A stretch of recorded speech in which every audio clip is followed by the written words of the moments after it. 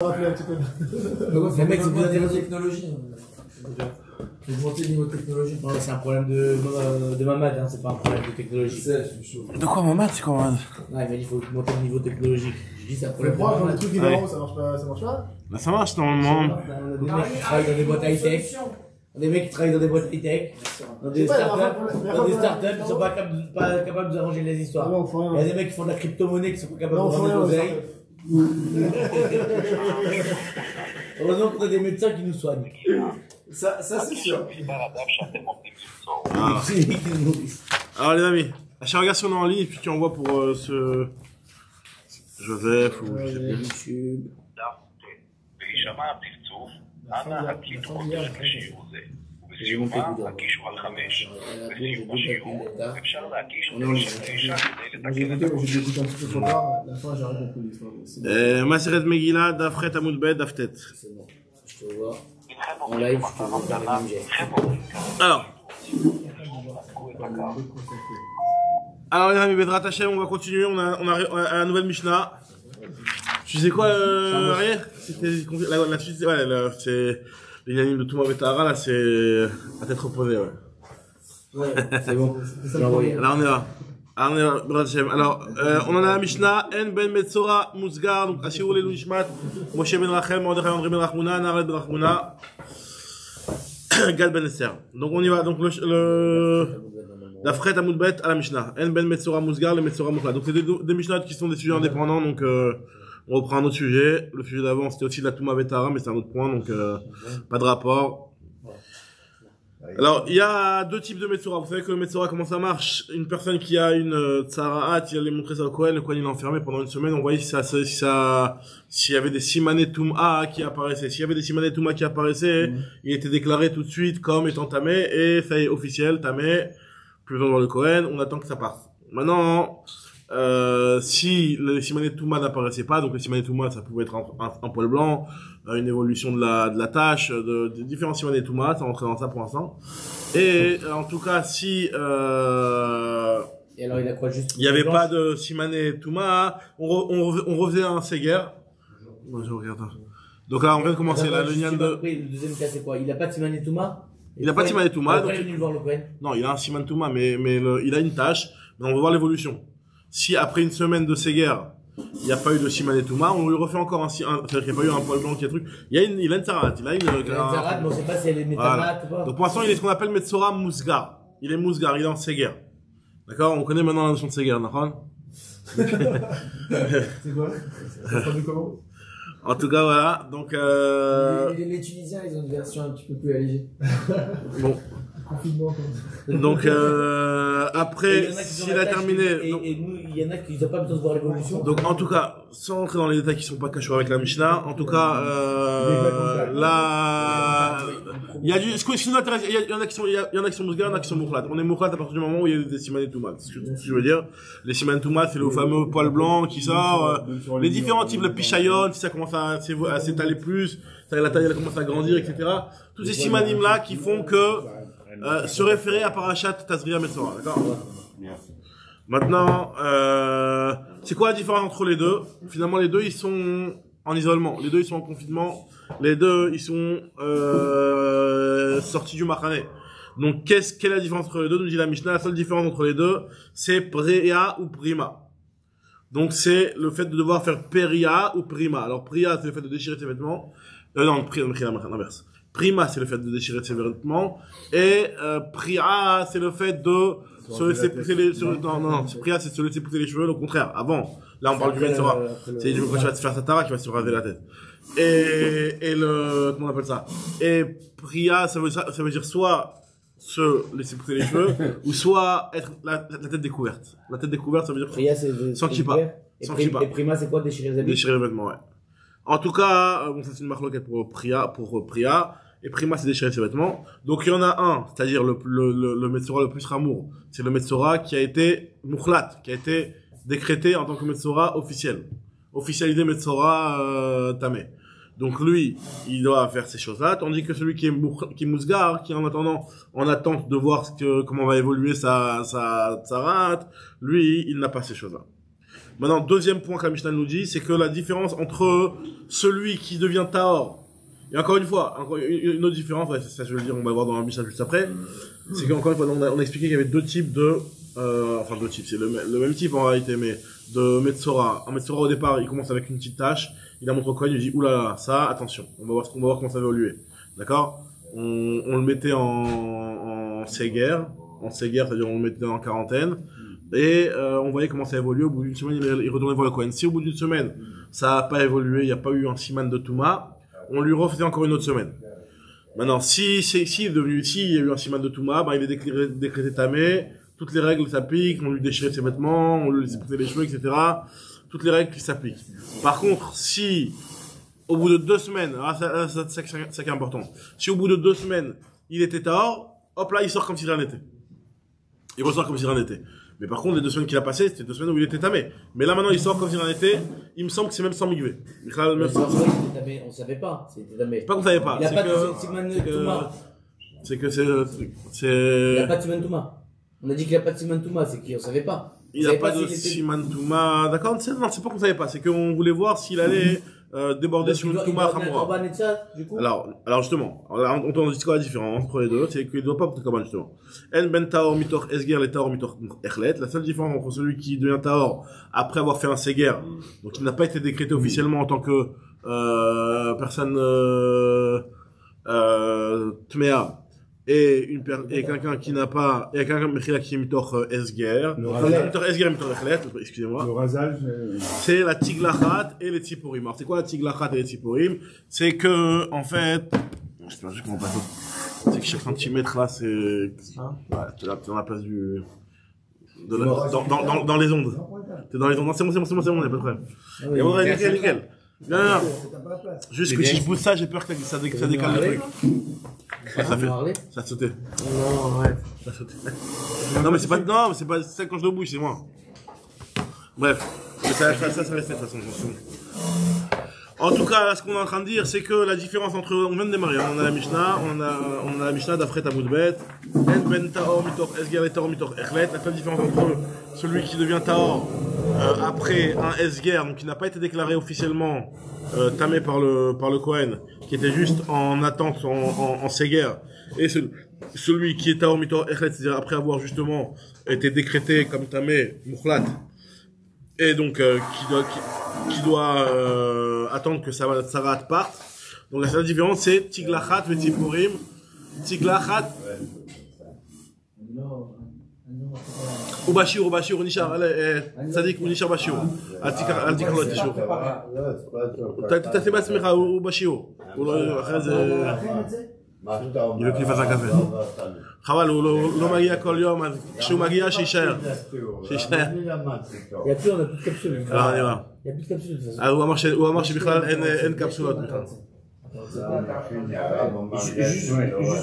Juste une chose sur le premier cas, on parle de pendant son Séguer, le Kohen qui est le Kohen, c'est pas un Kohen. Pas le Kohen, le Metzora. Ouais. Le Metzora, il a le droit de se couper les cheveux. Pour l'instant, il n'a pas la média de prière. Ouais. Oui, c'est-à-dire que pendant ces 2 semaines-là, s'il a envie d'amener le coiffeur, qu'il lui amène, qu'il peut faire. Après, ouais. En tout cas, la différence c'est Tiglachat et Tziporim. Donc c'est quoi Tiglachat et Tziporim? C'est que normalement une fois que le Kohen, le Metzora, il a fini son process de Touma et qu'on a dit c'est bon maintenant, t'es Tahor. Il est pas directement Tahor, il doit d'abord se raser. Après, enfin non, ça se passe pas comme ça. Première chose, c'est qu'on prend les 2 Tziporim. Il y en a un sur lequel on va lui faire un shrita, on va prendre son sang. On va le mettre dans un bocal, on va prendre le Etz Ezov, Shnitolat et le Tzipora Chaya. On va les tremper dans le sang. On va lui jeter. Après comment on appelle ça? L'oiseau vivant, on va le renvoyer. Et donc, il va se raser à ce moment-là. Il va au mikvé. 8 jours. Il se rase. Et, Korbanot. D'accord? il met dans le Korban, dans le... Voilà, il y a tout le roi Béchéa, tout ça. Maintenant, donc c'est ça. Donc ça, ce process-là n'existe que pour le Metzora Mukhlat. Le Metzora Mousgar, il n'a pas toutes ces choses. Donc lui, il a fini, terminé, il sort. D'accord? C'est pas, enfin, c'est évident, hein. Non, mais c'est pas évident dans le sens que tu vas voir que il y a quand même, non, on n'a pas dit qu'il était pas tamé, justement. Il est tamé. Il est tamé, tout machamura, mais od. Ah bon? Ça veut dire que lui, il rentre dans un endroit, dans une maison, il rentre tamé tout ce qu'il y a dans la maison. Par exemple, le Metzora, c'est quelque chose c'est comme presque comme un mort. Quand tu rentres dans la maison, le Metzora, il rentre tamé tout ce qu'il y a dans le truc. Ce Metzora Mousgar, il est comme un vrai, il a la même touma. Juste qu'il a pas les mêmes règles pour sortir de cette touma, si tu veux. Regarde ce que la Gemara veut dire. Ah, les Nyan Shiloh et touma, c'est des Shavin. Donc on est bien en train de dire que concernant le fait qu'ils vont devoir être renvoyés du Machané, ils peuvent pas être dans le Machané Shrina, Machané Levia, Machané Israël, ils doivent être en dehors de la ville.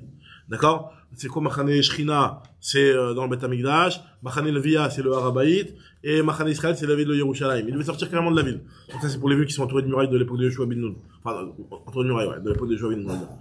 Et sinon, dans les autres villes, bon, c'était sortir de la ville, tout simplement. Ils peuvent pas rester dans la ville. Ils doivent être dans un truc vraiment mis de côté.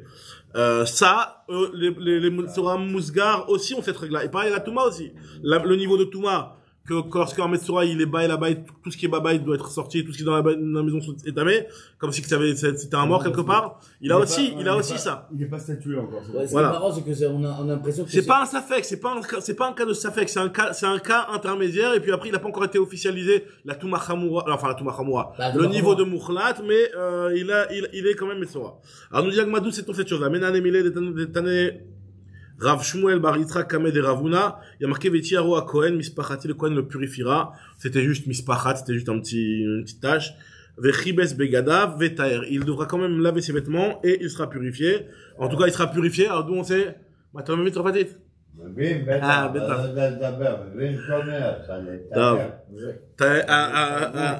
וחיבס בגדיו ותאר טוב בסדר וחיבס בגדיו ותאר טהור מפריה ופרימה דמיקרא. Le fait qu'il y a marqué Vetaher, ça veut dire qu'il va être Tahor, il va être exempté, enfin Tahor, ça veut dire normalement il va être purifié, mais purifié, ça veut dire qu'il va être exempté de la Peria ou Prima de Mikara, le fait de devoir faire au départ cette Priya ou Prima. Parce que là on est en train d'expliquer d'où c'est-on qu'il y a cette différence-là entre le Metzora Mousgar et le Metzora Mouchlat. On avait dit que la différence a été est-ce qu'ils doivent déchirer ses vêtements et se laisser pousser les cheveux. Et ça on te dit que d'où on apprend qu'il y a cette différence-là, c'est qu'il y a marqué que le Metzora sur lequel le Kohen va voir sa tâche, il va dire non, finalement c'est rien de grave, tu t'arrêtes, tu sors, lui il va être Tahor. C'est quoi, il va être Tahor? On te dit que il va être pur de quelque chose qu'il n'aurait pas dû faire s'il avait, enfin, pur d'une chose qu'il aurait dû faire au contraire s'il avait été décrété en tant que tamé. C'est quoi cette chose qu'il aurait dû faire s'il avait été décrété en tant que tamé? C'est le fait de se déchirer les vêtements et de se laisser pousser les cheveux. Donc c'est ce qu'on te dit ici. Les chibet, on parle bien entendu d'un Kohen. On parle d'un zav là-bas, on parle pas d'un... Vetiaro à Kohen Mispachati, on parle pas d'un zav ou un zav. Le pasouk. Vechi itar azav, izovo seperlo shivat yamim, taro vechipes begadav vechat. Mais c'est pas du tout, pourquoi tu lis un autre passage qu'on n'est pas en train de, on n'en est pas là? Vetiaro à Kohen Mispachati, Yacher. Vetiaro à Kohen Mispachati. Mispachat, c'est un Metzora. Reste concentré, Yacher. Je rigole. C'est pas Boucha, je fais cavode là. Je fais cavode, Yacher, c'est pas Boucha. Non, c'est Alors on est là. On dit la Gemara, Vechibes Begadav, Vetiaro à Kohen Mispachat. Tu as vu qu'il y a marqué Mispachat? Mispachat, c'est quoi Mispachat? C'est une sarat, Yacher. Non, mais je me trompe pas. Vechibes Begadav, Vetier, Tahor, Mipria, Perima, Demeikara. Amar les Rava, il a meata. Toi, tu parles du passage d'après. Voilà, avec. Et la meata, maintenant, Gabezav, concernant le Zav. Oui, ça s'appelle le Zav, comme la Gemara le dit. Dire si Vechibes Begadav, Veter, il y a aussi marqué dans le Zav qu'il sera purifié. Si tu me dis que le mot Veter, à chaque fois qu'il y a marqué le mot Veter, il vient te dire que, c'est quoi le Zav quand tu vas être purifié? Il est purifié quelque part, je te dis qu'il va devoir éviter quelque chose que il aurait dû faire dans un autre Matzav. C'est quoi cette chose-là qui concernant le Zav? Alors, je comprends bien concernant le Metzora, tu me dis, voilà, celui qui a été rendu pur, parce qu'on a vu que sa tâche, elle n'a pas évolué. Donc lui, il est purifié de ne pas devoir faire, déchirer son vêtement, et etc. Mais pour le Zav, ce Veter, comment tu vas interpréter? C'est quoi la purification et la chose qui va être évitée pour lui? Quelle est la purification en plus que tu vas interpréter pour le Zav? Qu'est-ce qu'on est en train de dire? On est en train de dire qu'il est pur maintenant, Mikanou le Haba, de devoir, alors, mais tamé, klisheres, B7. Le Zav, lui, il a une particularité, une touma particulière, on avait déjà expliqué un petit peu ça. C'est que, même s'il touche pas directement la chose, il a entamé B7. B7, ça veut dire dès qu'il a des places, dès que ça bouge à cause de lui. Par exemple, il y a un objet comme ça, hop là, il fait ça, même s'il a pas touché, par intermédiaire de quelque chose, ou alors, ça peut être même encore plus indirect que ça. C'est tamé. C'est tamé, c'est ce qu'on appelle la touma essai. Donc, la Gemara te dit, quand le pasuk te dit que le Zav, une fois qui finira son processus de purification, Vetaer, il sera tahor de ne plus avoir cette touma-là qu'il avait au préalable. C'est une tahara qu'il a mikadou leaba à partir d'aujourd'hui de ne plus avoir cette touma-là. Donc, pareil aussi pour le Metzora, hein. Comment tu as pu m'interpréter le mot Vetaer pour me dire qu'il ne va pas avoir la mitzvah de couper les cheveux, de laisser pousser les cheveux et de déchirer le vêtement. Le Vetaer, il est Vetaer par rapport à la touma qu'il avait jusqu'à aujourd'hui, jusqu'à partir d'aujourd'hui, il sera tahor et il n'aura plus la touma Gachamura. On lève que cette touma-là et pas le Mishkavo Moshav? Non, on enlève le Mishkavo Moshav aussi. En même temps? Ouais, même Mishkavo Moshav. Quand on dit Esset, c'est aussi Mishkavo Moshav. La différence, c'est que Esset, c'est pas même sur de tout type d'objets, tandis que Mishkavo Moshav, c'est sur les objets, voilà. Maintenant, en tout cas, il y aura quand même une seule différence entre les deux cas, c'est que le Zav, même si, une fois qu'il est trempé et qu'il est tahor, s'il a un autre écoulement, il refait tout le processus mis à là. Il y a pas de jour de propreté pour le Metzora, les jours de propreté, les Yemenekim, c'est seulement pour le Zav, En tout cas, ce que la Gemara, elle s'étonne ici, elle veut essayer de comprendre. Donc, comment tu as pu interpréter ce mot Vetaer pour m'apprendre cette différence-là entre le Metzora de type 1 et le Metzora de type 2, que l'un, il a la mitzvah de déchirer les vêtements et l'autre, il l'a pas. Alors que, finalement, ce mot Vetaer, on voit qu'ailleurs, on n'interprète pas comme ça. Qu'ailleurs, par exemple, dans le Zav, le mot Vetaer, il veut tout simplement dire, après avoir fini sa Touma, il est tahor, il ne rend plus impur la Touma particulière qu'il avait, c'est-à-dire Toumat Esset pour le Zav. Donc, pareil pour le Metzora, il n'aura pas la Touma impure qu'il avait, l'impureté particulière qu'il avait jusqu'à maintenant, à savoir par exemple, la Touma qu'il a le Metzora, comme je vous ai dit, rentre dans une maison, il rentre tout tamé, ça, il ne l'aura plus. Alors, nous dit la Gemara, et là, Marava, finalement, d'où on va prendre cette différence-là entre le Metzora de type 1 et le Metzora de type 2, qui est, patour de Priya ou Prima. Et là, Marava, Me'achavatsaroua, Sherbo, Hanega. Donc, c'est qui devra se déchirer ses vêtements et se laisser pousser les cheveux? C'est le lépreux qui a en lui la lèpre. Alors, Asherbo Hanega, qui a en lui cette lèpre. Alors, la Gemara fait la marche de tout ça. Le fait qu'il y a marqué Asherbo Hanega, c'est pour dire que c'est seulement celui qui a une lèpre qui est intrinsèque et qui est, on va dire, c'est une lèpre qui a été formellement diagnostiquée. Et pas celle qui est dépendante du nombre de jours qu'il doit passer ou pas. Parce que par exemple, le Metzora Mousgar, comme je vous ai dit, il est enfermé, pour l'instant il est vraiment tamé, mais c'est pas une vraie lèpre. Il attend au bout de 14 jours, si au bout de 14 jours, ça va pas, il est pas mouklat. C'est-à-dire que si au bout de 14 jours, il y a un qui se passe, il sort comme si rien n'était. D'accord? Il a quand même la touma d'avant. La touma d'avant, elle saute. Il y a pas besoin de migver, tout ça. Il y a pas, il est dans une touma Khamura, il a plus besoin de migver pour ressortir. Il en attend, mais c'est pas un safek, c'est un matzav de touma. C'est un matzav de touma. Mais cette touma, elle dépend pas de sa tsarat, elle dépend du nombre de jours. Parce que si cette tâche, elle reste identique pendant 14 jours, et ben le 15e jour, avec la même tâche, il est pur. Ça veut dire que finalement, sa touma ne dépendait pas, de la tâche elle-même, mais elle dépendait du nombre de jours passés. À l'inverse de celui qui a une tâche qui a évolué, ou qui a eu un poil blanc qui a poussé dans l'intérieur, etc. Celui-là, lui, il est moukhlat. Et vu qu'il est moukhlat, lui, s'il va rester avec ça restera toujours tamé, ça peut durer des mois. Donc lui, il doit attendre que ça va diminuer, et pour être complètement tahor.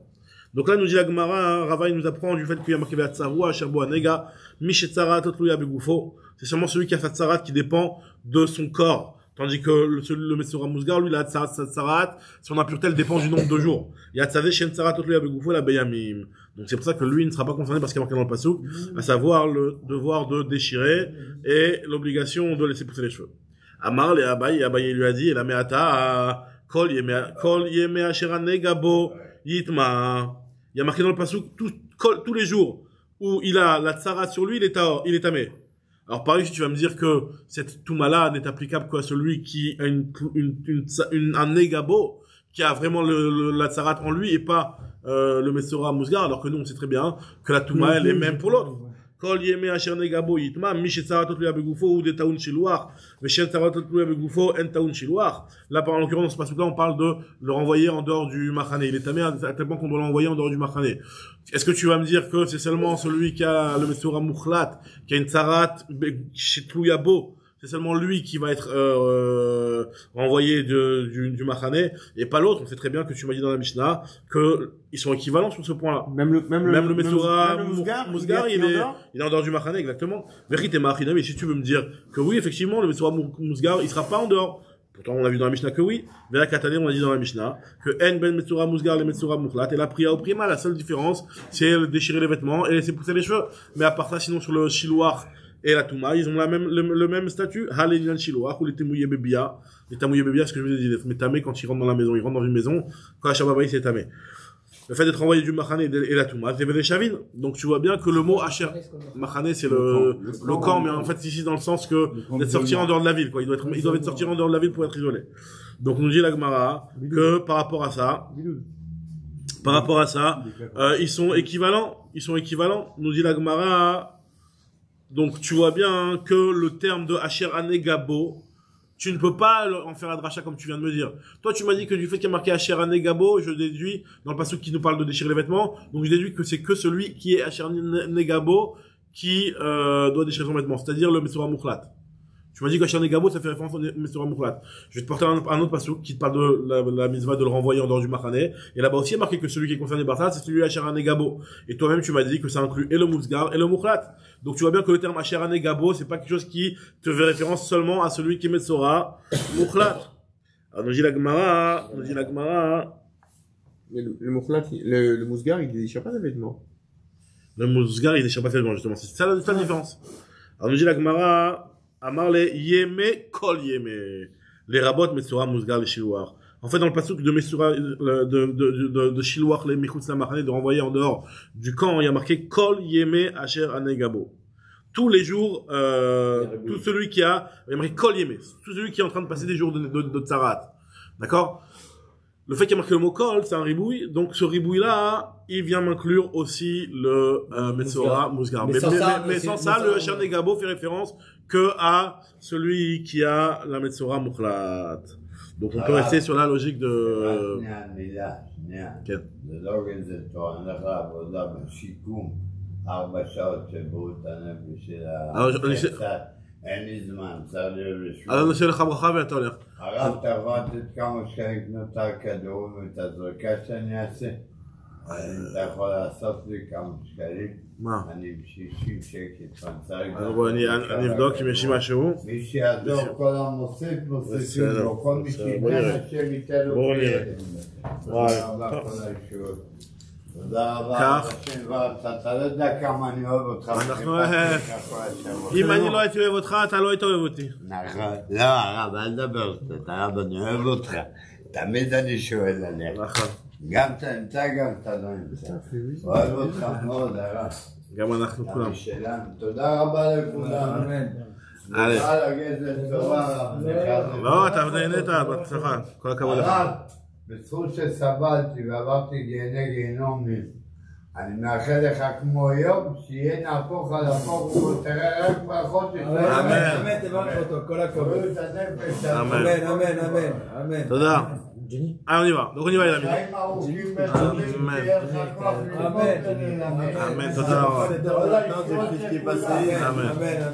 Alors on y va. Alors, excusez-moi, donc on ferme la parenthèse. Alors, on nous dit la Gemara que... Je retrouve juste la ligne. Amar le Yeme Kol Yeme, les rabots Metsura Mousgar, les Shilouar. Le fait qu'il y a marqué Kol Yeme, ça inclut que même le Metsura Mousgar, lui aussi, il est renvoyé. Alors, la Gemara te dit, Yachi, Tiglachat Vesipurim Maïta Amalo. Alors, pourquoi tu l'inclus pas complètement aussi au processus de Tara, comme on avait dit que dans le processus de Tara, du Metsura Mousgar et du Metsura Moukhlad, on avait dit que c'était pas le même. L'un, il sortait tranquille, l'autre, il devait faire Tiglachat. C'est quoi, le col, tu veux inclure dans le col? Dans le col, la Gemara te dit que tu inclurais dans le col. Tu devrais inclure dans le col aussi.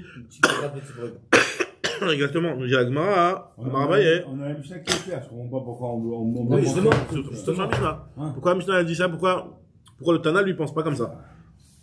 אמר אביי אמר קרא ויצא הכהן אל מחוץ למחנה והנה נכפה נגע צרת מי שצרתו תלויה il y a marqué que ויצא הכהן אל מחוץ למחנה le Kohen sortira en dehors du mahane pour aller voir le lépreux והנה נכפה נגע צרת et donc la tzarat a guéri.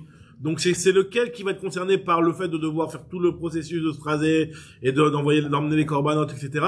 C'est seulement celui qui a besoin d'arriver à un statut de guérison. C'est-à-dire qu'il doit avoir une amélioration sur sa tzarat. Machenken, le Metzora Mousgar, lui, il a pas besoin d'avoir une amélioration sur sa tzarat. Lui, même s'il reste tel quel, ça restera tard dans 2 semaines. Mishet tzarato, tuya berefuot. C'est seulement celui qui a une tzarat qui dépend de l'amélioration et de la refoua de la tzarat. C'est seulement lui qui devra faire la tiglachat et les tziporim. Yatzadeh, shen tzaratot luya berefuot. Et là, Benjamin, ça vient d'exclure celui-là, qui a une tzarat qui dépend pas des refouot, mais qui dépend du nombre de jours qui vont passer.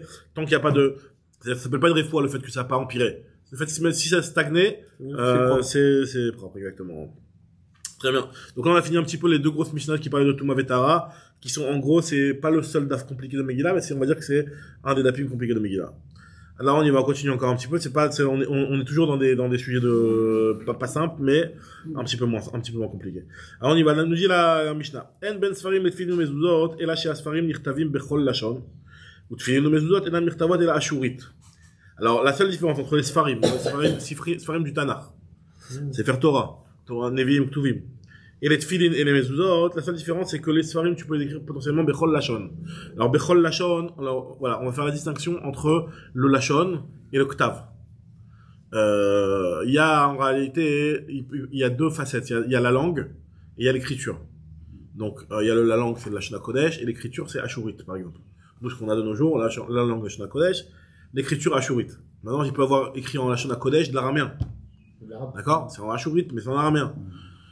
Maintenant il peut avoir écrit voilà, en phonétique ou d'hébreu en phonétique. Voilà. Donc là on va parler des 2 facettes. Alors, en tout cas, ce qu'on te dit que la différence entre les deux c'est que enam mirtavot et la ashurit. Donc après pour l'instant on te parle de l'écriture, que la différence entre les tfilin et mezuzot, c'est que les tfilin et mezuzot t'es obligé de les écrire en ashurit. T'es pas obligé, tu ne peux pas les écrire en kol lashon. Alors, juste un truc par rapport à ce que vous aviez fait comme remarque la dernière fois, j'ai eu une précision par rapport à ça. Sauf que le lashon, tu viens de dire que c'est pas la même chose. Je me rappelle plus si c'était Bernard ou qui avait dit que ivrit, que au départ le Sefer Torah était écrit en ivrit et après ça s'est passé en ashurit. Alors c'est vrai qu'il y a une noire voilà, c'est ça exactement. En réalité, voilà, juste une petite parenthèse sur ça, il y a une mara dans Masat Sanhedrin qui dit que c'est à partir de Ezra qu'on est passé totalement en ashurit. Et de là se pose la question comment ça se fait que on a dit que dans les Luchot il y avait le Samer qui tenait en miracle alors que le Samer en Ashurit il ne tient pas par miracle. Alors bon c'est pas clair mais c'est vrai qu'il y a moi pour moi c'était clair que c'était en Ashurit parce que moi j'ai lu la qu'on a eu ici mais voilà mais il y en a qui disent que ça a démarré au départ en Ivrit et après on est passé en Ashurit mais ça a toujours été que le Ashurit c'était l'octave à Kodesh. Voilà. Ouais. Pour ceux qui défendent que c'est en hybride. Après, faut voir exactement comment c'est passé. J'ai pas ici dans Magmara, mais j'ai vu des petites références. Ça, c'est quoi? C'est dit, ouais, c'est normal que c'est marqué lashon et ashurit. Tu viens de dire que c'est pas la même chose. Le lashon, c'est le. Oui, non, mais quand lashon, là, ici, dans la Mishnah, je parle des 2. Là, ici, la Mishnah te parle des 2. Mais en tout cas, on va voir dans la suite de Magmara qu'il va y avoir le goufan, la police. Et la langue chez elle, c'est écrit je sais pas quoi. Toutes les pièces, non les pièces elles sont écrites en ivrit. Toutes les pièces c'est comme ça. Toutes les pièces c'est comme ça. Ah non j'ai déjà donné mes pièces. Ah j'ai gardé celle de 10 shekels. J'ai gardé la de 10 shekels. C'est écrit en euros. Voilà ça c'est du ivrit. Voilà. C'est quoi la différence? Dans le contour. C'est une autre lettre, c'est un autre, je sais pas le lire moi le ivrit. C'est une autre façon d'écrire. En tout cas, voilà. Donc, en tout cas, nous dit Rashbag lui te dit que Av Besfarim lo etiru shirtavu la evanit. Alors, comprenez bien la marloquette et on va se montrer parce que là, c'est un petit peu, il y a du pilpoul là. C'est pas la sugia là où ils ont traduit en. Ah, la Talmaï, Chazak, c'est exactement ça. Nous dit la Gemara que, la vie de Rashbag, donc la vie de Rashbag, lui, c'est que même les Sifrei Torah, tu ne peux les écrire qu'en Yevanit. Tu ne peux pas les écrire en une autre langue que Yevanit. Donc, d'après Tanakama, on peut écrire Bekol Lashon. D'après Rashbag, on peut l'écrire qu'en Yevanit. Que en Yevanit, c'est-à-dire le seul Lashon le seul autre Lashon. Voilà, exactement. Le Yevanit, pas d'aujourd'hui. Donc on peut pas les... Ah, pas aujourd'hui. C'est pas le Yévanite d'aujourd'hui. Pas les lettres, pas les lettres arabes. Aujourd'hui, c'est pas le Yévanite qu'il y avait avant, donc aujourd'hui... Mais même pas le Yévanite, le grec antique. Ben, comme on l'a pas, donc... Ouais, bah. Du cyrillique, non, le grec antique. Pas le grec qui parle en Je crois que c'est le grec. cyrillique. Le cyrillique, c'est le russe. Oui, mais c'est le russe, mais ça vient de... Alors on y va les amis. Alors moi je dis Gemara, Haletofran Begidin ou les Tamé et Tayadaim, Zevene Shavin. Par contre sur le fait de devoir coudre les parchemins, enfin dans les tefilines on coupe pas les parchemins, on coupe plutôt le boîtier, mais en tout cas devoir coudre avec des guidines ou alors et le fait que c'est Metamé et Tayadaim, que c'est un parchemin qui fait partie de la Xéra comme on avait expliqué, qu'on avait vu dans Maseret Shabbat, qu'on n'a pas le droit de toucher, enfin on n'a pas le droit. Celui qui touche un parchemin il devient tamé. Là, les deux, aussi bien les tefilines que les autres sfarim, ont le même statut, qui sont, à savoir, qui sont les tamé tayadaim. Maintenant, nous dit la Gemara, sfarim irtavim bechol lashon. Alors, comment tu peux me dire que les sfarim on peut les écrire dans n'importe quelle langue, et que les tefilines ou les autres non? Comment tu peux me dire ça? Pourtant, j'ai une autre braïta qui a l'air de dire l'inverse. Qu'est-ce qu'elle dit l'autre braïta? Urminehu. Il y a marqué comme ça dans un pasouk. Mikra chez Katvo Targum. Alors, Mikra, un pasouk. Alors, je suis deux lignes, la dernière ligne avant, enfin, ouais. D'Afret, avant la dernière ligne. Mikra chez Kadvo Targum. Un pasouk qui a été écrit en Targum. Alors, pour l'instant, on va lire la braïta et vous allez voir comment on va l'expliquer. Targum, Targum chez Kadvo Mikra. Ou alors un Targum de l'araméen qui a été écrit en Lashon HaKodesh. Donc, le Pshat Pashut, c'est que la traduction. On a traduit un pasouk en araméen, ou alors de l'araméen, on l'a traduit en Lashon HaKodesh. Donc, Vektav Ivri. Et le Ktav Ivri. Donc, le Ktav Ivri, c'est le petit Ktav là qu'on a dit. C'est toutes ces choses-là, Eno Metame Tayadaim, Achir Tevenu Birtav, Ashurit, Ala Sefer Ubedio. Donc ça c'est une mission de Tayadaim. Là, on parle pas de langue, on parle d'écriture. Alors, attends, on parle de, et te dis, justement. On parle d'écriture. Ashurit, Ala Sefer Ubedio, le petit Dalet, c'est quoi le petit Dalet? Birtav, l'état, ok. Achir Tevenu, Ashurit, Ala Sefer Ubedio. Donc, le seul moyen, la seule façon pour que un sefer il soit metamé et tayadaim, nous dit la Mishnah Maseret Yadaim, c'est qu'il soit écrit sur un parchemin avec de l'encre et ashurit. Et ashurit. Alors ashurit, les souris elles font reconnaissance.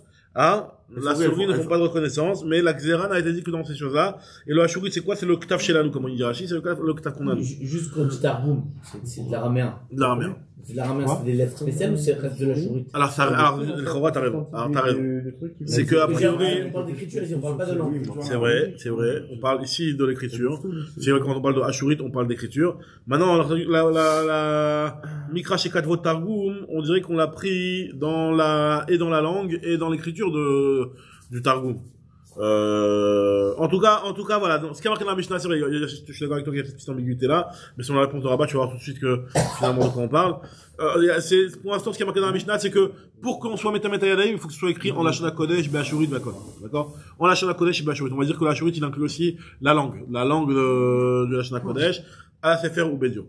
Donc là, on pose la question à partir de là. Donc, comment tu peux me dire que, on peut écrire en n'importe quelle langue, et tu m'as dit juste avant que dans n'importe quelle langue, quoi qu'il arrive, c'est Metamé Tayadaim. Ah, on voit bien dans la Mishnah que c'est pas Metamé Tayadaim, c'est écrit dans une autre langue. Amaraval Lokashia, Kan Begufan Shelanu, Kan Begufan Shelahem. Ça dépend si, Gufan, c'est-à-dire l'écriture. Si ça a été écrit dans notre écriture, dans notre Mishnah, elle nous parle dans notre écriture. Notre Mishnah, quand elle nous a dit, tu peux écrire n'importe quelle lachon, c'est Metamé Tayadaim, tu restes en lachon HaKodesh. T'écris, bonjour en français, bet, vav, bonzo. D'accord. Donc c'est la langue. Là, on parle vraiment de la langue, pas du On parle vraiment de la langue et pas du ktav. Donc quand c'est resté avec le ktav de Ashurit, donc là, effectivement, on peut tout faire. On pourra, ça sera Metamé Tayadaim. Tandis que dans la Mishnah de Maseret Yadaim, elle parle à l'inverse d'un cas où on a carrément aussi changé l'écriture. Très bien. Maintenant, nous dit la Gemara, Amar le Abaye, Bema Yukimta le Aye Begufan Shelaim. Comment tu peux me dire dans la Mishnah de Maseret Yadaim, là-bas, c'est ce que je voulais dire, c'est qu'on vient de rapporter, qu'on parle d'un cas où tu as écrit en écriture, autre que le Ktav Ashurit. Pourtant, si c'est comme ça, pourquoi tu me prends un cas où c'est du Targum que t'as écrit, que t'as traduit, ou du Mikra que t'as traduit en Targum? Même prends-moi un cas de Mikra chez Kadvo Mikra, tu me l'écris en une autre langue, il est pas Metamé Tayadaim. Pourquoi t'as dû prendre dans la Mishnah l'exemple d'un cas où tu avais pris un passage que tu m'as traduit en araméen, et cet araméen-là, tu l'as écrit en langue, en écriture araméenne. Je sais pas ce que l'écriture araméenne, c'est quoi, c'est le turc, le chaldéen, je sais pas c'est quoi, mais en tout cas, c'est pourquoi tu m'as pris ce cas-là? Amar Abaye bemayo kimta le'ayi begufan shelahen. Ma'iriya mikra shekadvo targum et targum shekadvo mikra. Puis le mikra shekadvo mikra et targum shekadvo targum. Même si t'es resté tel quel, c'est-à-dire que tu as repris le même texte, mais au lieu de l'écrire en lettres ashurites, tu l'as écrit en lettres n'importe lesquelles, une autre écriture. Alors on dit Agmara. Tu m'as bien dit que la condition de base pour être métamé yadayim, pour que ce soit écrit en ashurite. Donc si c'est pas écrit en ashurite, ça y est, c'est déjà pas métamé yadayim. Alors, et la lokasha, donc lui, il te dit, t'es quoi, j'ai une autre réponse. Encore une fois, donc, pour répondre à la question, comment ça fait que d'un côté, on nous dit que c'est métamé yadayim quand on est dans n'importe quelle langue, et d'un autre côté, on te dit que non. Lokasha, harabanan arashbag. Ça va dépendre, la fameuse marque entre Rabanan et Rabbat Shimon ben Gamliel qu'on a vu dans notre Mishnah. On a vu dans notre Mishnah, vous vous rappelez, c'est quoi la Mishnah, la marque entre Rabanan et Rashbag? Ils disent que Yévani, Rashbag, lui, te dit que toutes les autres langues, il n'y a pas de problème, et c'est que l'Yévanite. Donc, la Mishnah, effectivement, qui nous dit que c'est pas métamé yadayim, c'est pas comme Rabbat Shimon ben Gamliel. Lui, Rabbat Shimon ben Gamliel, lui, il pense que à partir du moment où c'est pas en Lashon HaKodesh ou en Yévanite, bon, c'est ça qui vous pose un problème. C'est que le Yévanite, tu mets où dans cette histoire? Là, on va tout de suite demander. Mais en tout cas, d'après Rabbat Shimon ben Gamliel, c'est pas écrit en Ashurite, entre parenthèses, ou en Yévanite, c'est pas métamé yadayim. Tandis que c'est vrai que Tana de notre Mishnah, lui, il pense que n'importe quelle langue, c'est métamé yadayim. Elle lui a dit, oui, mais voilà, mais d'après Rabbat Shimon ben Gamliel, tu t'en sors pas, il y a le Yévanite, Irashbag, Aïka Yévanite, il y a aussi le Yévanite, comment tu t'en sors? Il a dit, t'as raison, donc c'est pas une bonne réponse. Allez, encore une troisième possibilité. Et la lokashia, kan besfarim, kan betfilin mezuzot. En réalité, dans notre Mishnah, on te parle des chars sfarim. Et les chars sfarim, on t'a dit que tu peux les écrire en n'importe quelle langue. On t'a dit que betfilin mezuzot, tu ne peux pas les écrire en n'importe quelle langue. Donc c'est pour ça, la Mishnah de Maseret Yadayim, elle te parle de tefilin mezuzot. Elle te dit que les tefilin mezuzot, tu ne peux pas les écrire, tu dois les écrire tel quel. Voilà. Maintenant, le problème, c'est que aussi bien dans la Torah, je suis d'accord que tu peux trouver des mots en araméen, et on va expliquer tout de suite pourquoi. Mais dans le Tfilin de Mezuzot, il n'y a pas de mots en araméen. Donc comment la Mishnah te dit du Targum chez Katvo Mikra. Targum chez Katvo Mikra, ça veut dire un mot dans la Torah qui est en araméen, parce que c'est vrai que la Torah, elle est 99,9% en Lashon HaKodesh.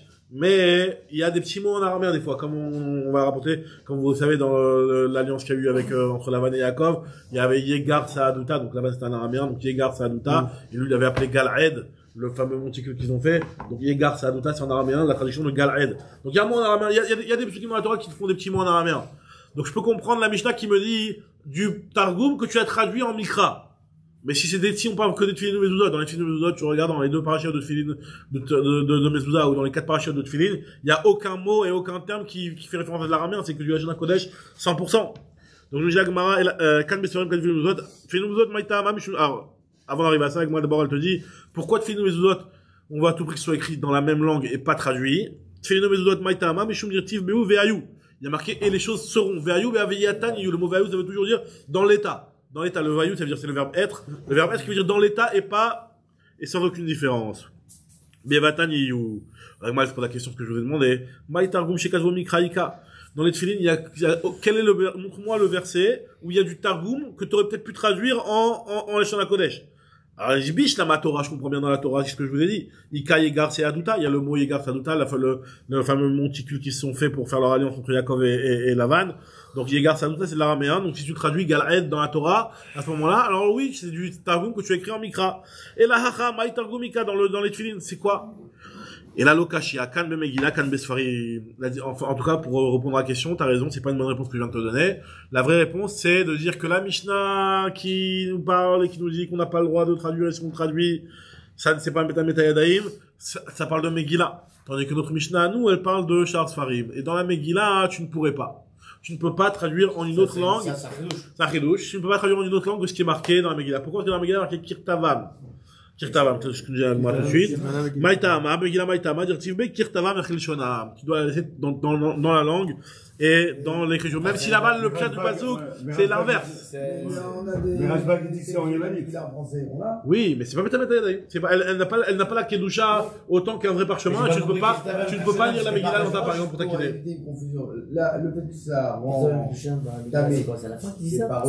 C'est le dernier page. C'est pas relié à la Kedusha, mais quelque part, parce que c'est relié à la Kedusha dans le sens où les Chachamim, ils ont fait une xéra sur les Sifrei Kodesh qui sont Metamet Ayadayim. On avait dit que le problème c'était pour les rats. Voilà, mais c'est seulement les Sifrei Kodesh. C'est seulement les Sifrei Kodesh. Ça n'a rien à voir avec Avant, on n'en est pas. C'est le Yud, c'est le tête. Bah, si, parce que disons, s'il n'y a pas de Kedusha, on s'en fiche que les rats viennent manger.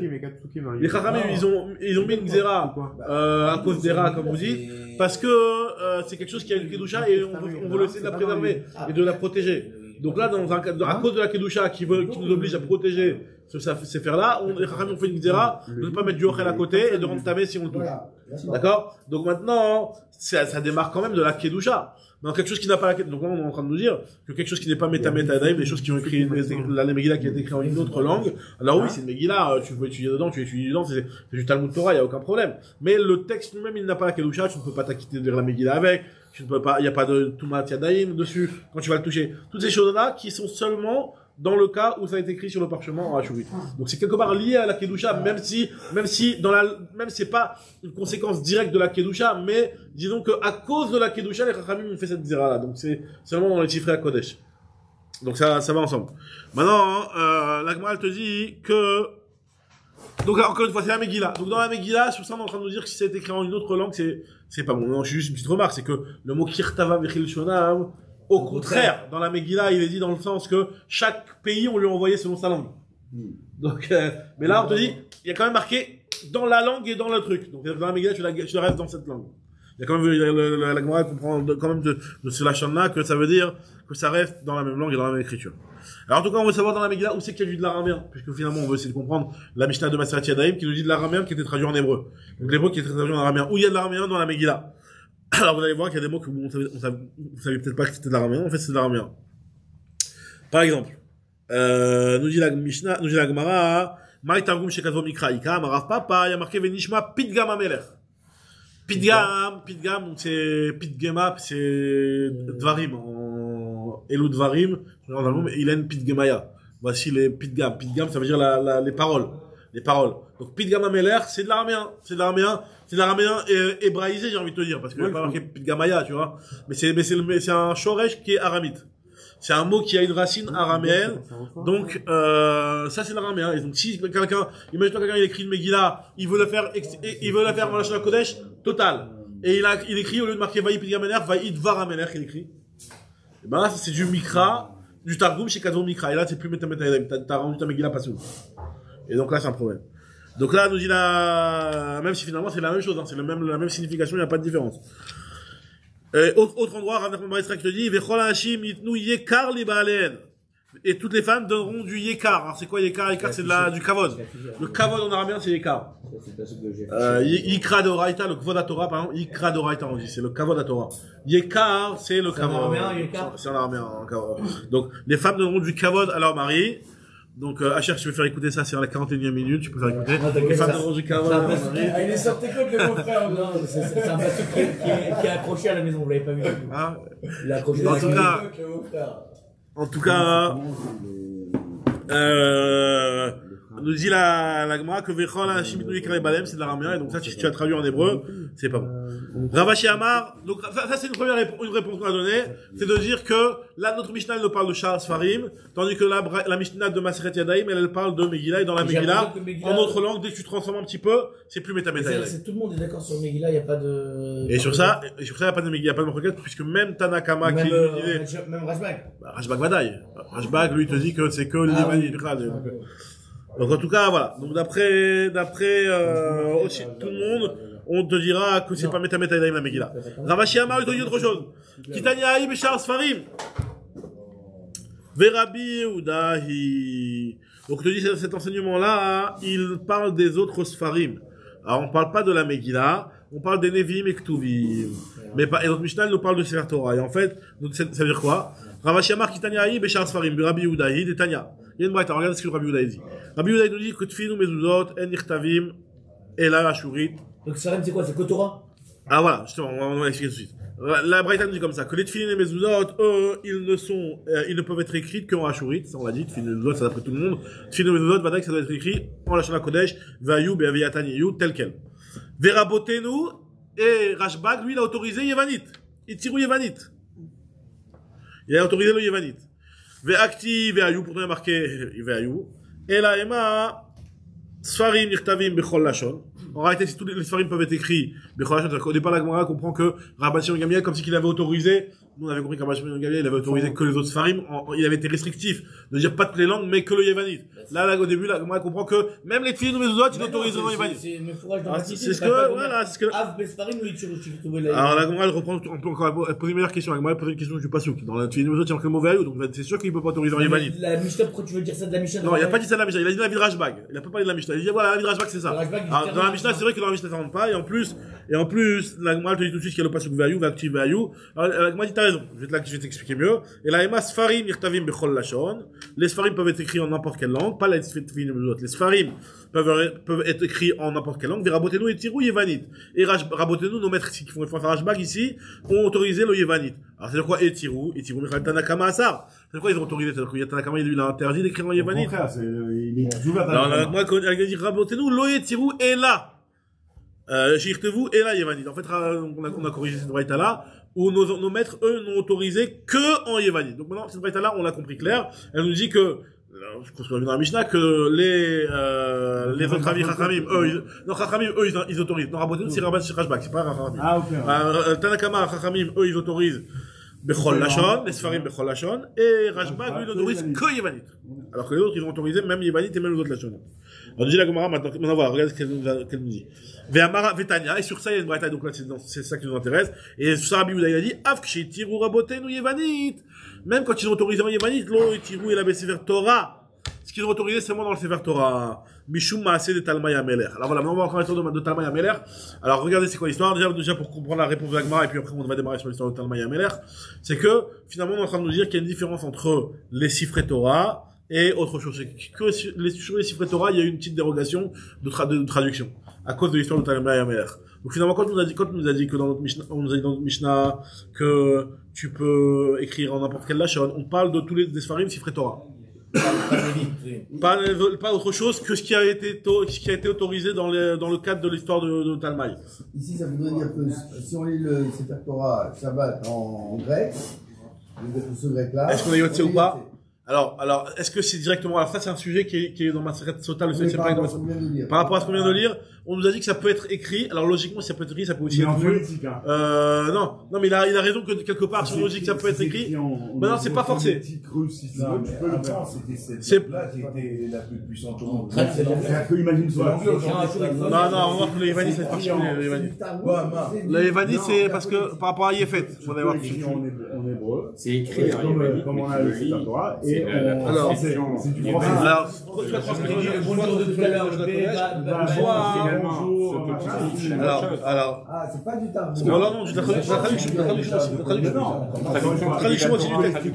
Ouais, mais est-ce que ça veut dire c'est qu'on peut le lire et le Shabbat dire comme ça? Alors, j'ai ça c'est qu'on peut. J'ai pas dit qu'on peut pas. Mais je sais pas si le vie est directement lié. C'est possible que là, on va nous dire que la Kedusha du Sefer Torah, elle est même quand le Sefer Torah, il est en une autre langue. Mais est-ce que on peut s'acquitter de la lecture de la Torah avec ça? Peut-être oui, peut-être non, c'est pas forcément lié, c'est ça que je dis. Et donc, en fait, il va dire, Shalom, en Yevanit. Peut-être que oui, c'est pas lié directement. L'auditeur, celui qui est dans le case. Non, c'est possible que oui. C'est possible que oui. Si c'est possible que oui. Quand on a fait ça, on disait que c'est possible que oui. C'est possible que oui, exactement. Il y a marqué que la Torah est écrite de la chaîne. Il dit que ça peut être dans n'importe quelle langue. Bon, regardez les amis, on continue. Regardez l'histoire de Talmai maintenant. Regardez l'histoire de Talmai. C'est de la vraie traduction, En phonétique. Non, mais aussi, même en français aussi. Oui, si tu veux. Mais quand je dis c'est phonétique, c'est marqué en hébreu et Moïse est venu. Oui, ça aussi. Ça aussi. Ça, c'est bon. C'est marqué en hébreu, oui, tu peux le faire. C'est bon, voilà. Tu lis en grec la Torah. Tu lis en français la Torah, mais c'est marqué en hébreu. C'est ça que ça veut dire ici. C'est ce que je vais expliquer en fait. Maintenant, regardez l'histoire de Talmai Ameler. Regardez l'histoire de Talmai Ameler. La Torah dans une autre langue que la Et là, Yevanit. Alors, c'est ça ce qui s'est passé avec Talmai. Talmai, c'était un roi. Rachid dit que c'était un roi Melech Misraïm. Bon, il y en a qui disent que c'était pas Melech Misraïm, mais en tout cas, Talmai, c'était un roi. Et lui, il a demandé qu'on lui traduise la Torah. D'accord? Et on lui a traduit la Torah, il a pris 70 Chachamim, 72 Chachamim. Et il les a mis dans 72 pièces. et il voulait avoir une traduction sans magouille. Il voulait une vraie traduction intégrale. Et on lui a traduit, et il y a eu un est que les 72, ils ont, les parties ambiguës, ils ont été mechaven à la même chose, ils sont arrivés au même résultat. Alors regardez ce que nous dit la Braïta. Netanya. Il a rassemblé 72 zekenim, il les a mis dans 72 maisons, il leur a pas expliqué pourquoi il les a rassemblés. Il est rentré chez chacun, donc pour ne pas qu'ils s'organisent. Maintenant, il veut nous rassembler pour qu'on fasse ça, venir on se met d'accord, etc. Non, personne ne savait pourquoi il a été convoqué. Il les a mis chacun dans une maison, c'est le kol echad vechad amar lahem, kitvoui Torah Moshe Raprem. Écrivez-moi la Torah de Moshe. Nathan Kadosh Baruch Hu velev kol echad vechad etza, v'sim kulam ledat. Après, ils sont tous arrivés à la même conclusion sur les parties ambiguës. Et c'est quoi, par exemple, dit l'Agmara, Katvou lo, par exemple, ils ont écrit Elokim bara Bereshit. Dans la Torah, il y a marqué Bereshit bara Elokim. Donc, lui, on traduit dans sa langue. Elokim bara Bereshit. Parce que si il y avait Bereshit bara Elokim, c'est pas qu'il y a quelque chose qui s'appelle Bereshit. Qui a créé. C'est pas prénom Bereshit. Alors, Khadak, Rachid, une fois tu poses la question. Bereshit bara Elokim, comme ça, c'est ce que dit en tout cas. Si on avait écrit Bereshit bara Elokim, c'est moi qu'il y a une divinité qui s'appelle Bereshit, qui a créé notre Elokim, Chav Shalom.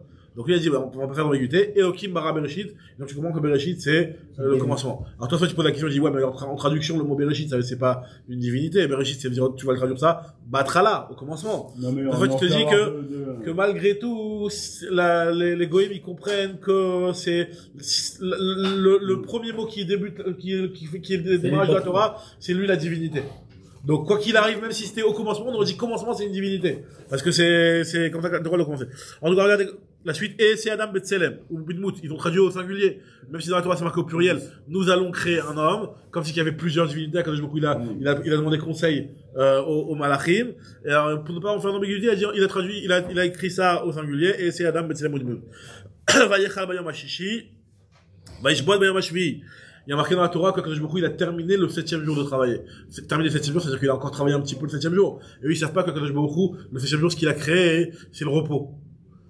Alors, donc, pour ne pas faire d'embrouille, il a arrêté de travailler le 6e jour, et il s'est reposé le 7e jour. On va pas marquer, et il a terminé le 7e jour. Ça met la rame, parce qu'en fait, nous, ce qu'on dit, c'est qu'il a terminé le 7e jour en créant la Menoucha, en créant le repos. Vayecha bayom hashishi vayishbod bayom hashvi zacharun keva berao. Akadosh Baruch Hu il a créé un zacharun keva, pas bera au pluriel, mais berao c'est Akadosh Baruch Hu qui les a créés. Veloktiv bera ava erda ava lesham sfatam. Donc encore une fois toutes les parties dans la Torah qui sont marquées au pluriel ou ça peut être une ambiguïté, peut-être c'est plusieurs divinités. C'est-à-dire ava erda, je vais descendre et je vais les embrouiller quand il y a eu la tour de Babel, je vais aller embrouiller leur langue. Il y a dans le Torah marqué ava vnerda. On descend et on va les éparpiller.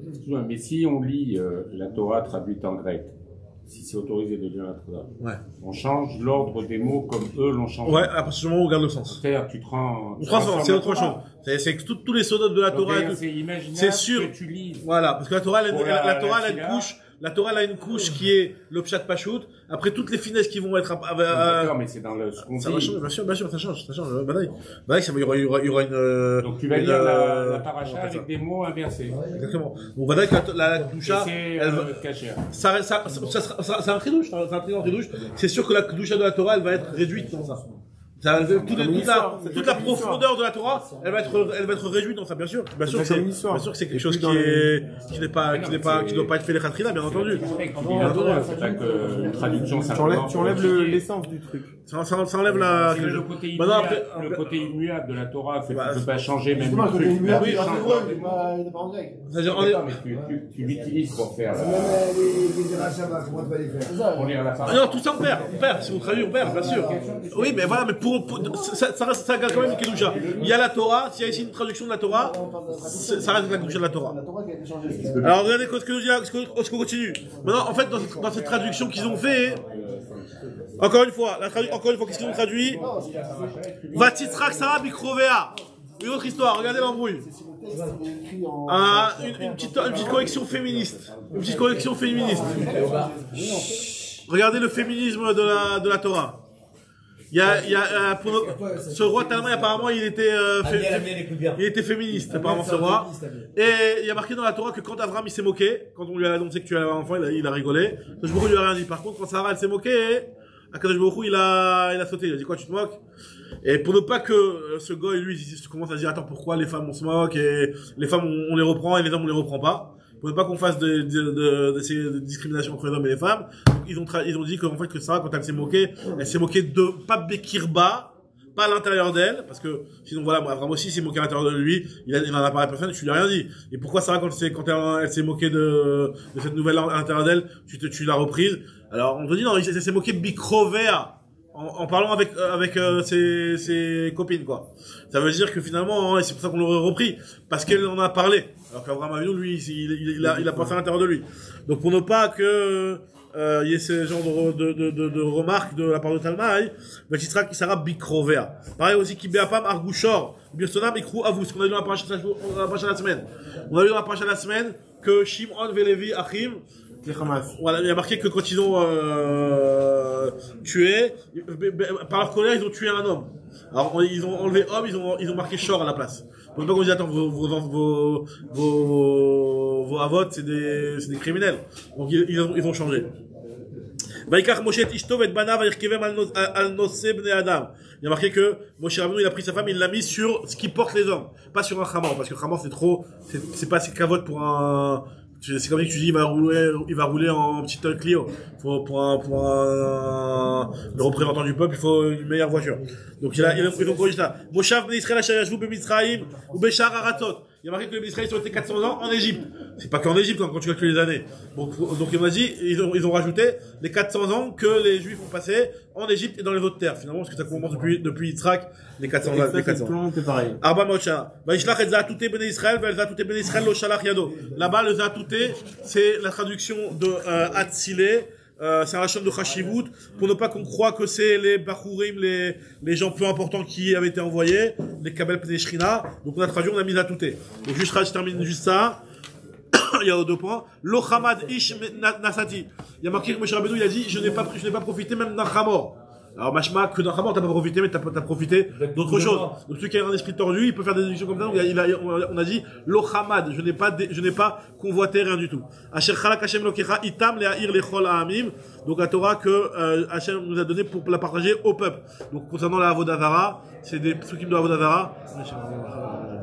Des psukim de Avodazara qui, en réalité, peuvent être interprétés par les goïms, que voilà, que il a quelque part autorisé la Avodazara. Donc là, il a corrigé, Itam, les Ha'ir, les astres qui ont été mis pour éclairer, pas pour qu'on les serve. Vayelech, Vayavod, Elohim, Acherim, Asherlo, Tziviti, Leovdam. Les autres divinités que je n'ai pas ordonné de les servir. Donc pour ne pas que les goïms viennent à faire, se disent que la Torah a marqué Avodazara. Une autre chose, c'est que la femme de Talmaï, elle s'appelait comment? Elle s'appelait Arnevet. Elle s'appelait Lapine, la lièvre. Alors et elle, donc il y a marqué la Torah Arnevet parmi les Chayot Tmeot. Donc on avait peur que Talmaï se dise attends, il se moque de ma femme et il marque ma femme dans la Torah. Donc ils ont traduit cette Bechaya là en disant c'est vrai qu'il y a les petites pattes et les petites mains, parce que le lièvre il a des petites mains. Vekadvulo Tseirat Araglaim. Des petites pattes. Tsirat Raglaim, Velo Kadvulo et Arnevet. Mais chez Ishto Shel Talmaï, Arnevet Shema, la femme de Talmaï, elle s'appelait Arnevet. Chez l'Oyomar, Sirkubi Yehudim, Veitilou Shem Ishti Batora, les Juifs se sont moqués de moi, ils ont mis mon nom dans la Torah. Alors il reste juste 2 lignes avant d'arriver à la Mishnah, on l'a fait, on arrive à la Mishnah 2 secondes. Rabbi Shimon Gamliel, il a dit qu'on autorise que en Yévanite. Qu'est-ce qu'il a de particulier le Yévanite, le grec? Rabbi Abaoui te dit, la halakha est comme Rabbi Shimon Gamliel, qu'on autorise que le Yévanite et le Lachon HaKodesh, pas une autre langue. On peut pas écrire en une autre langue. C'est comme ça la halakha. Alors qu'est-ce qu'il a le Yévanite? Rabbi Yochanan, Maïtama de Rabbi Shimon Gamliel, la marquera Yaft Elohim le Yefet, Veishkol Me'ol Hashem. Dieu, il a fait cette Tova à Yefet, qu'il réside dans les tentes de Shem, donc chez les Juifs dans leur Sefer Torah, qu'il peut y avoir du Yévanite. Alors, Ve'ema, Gomer ou Magog, pourtant, parmi Yefet, il a eu pas que Yavan comme descendant. Il y a eu Gomer ou Magog. Ça, non, on te dit non. Amarbechia Baraba, Amadirtiv, Yeft, Elohim, le Yefet. Yaf Yeuto chez Yefet, le plus beau dans Yefet. Et la langue la plus belle dans Yefet, c'est pas Gomer ou Magog, c'est Yavan. Donc c'est elle qui sera Yébéolechem qui pourrait être chez les Juifs.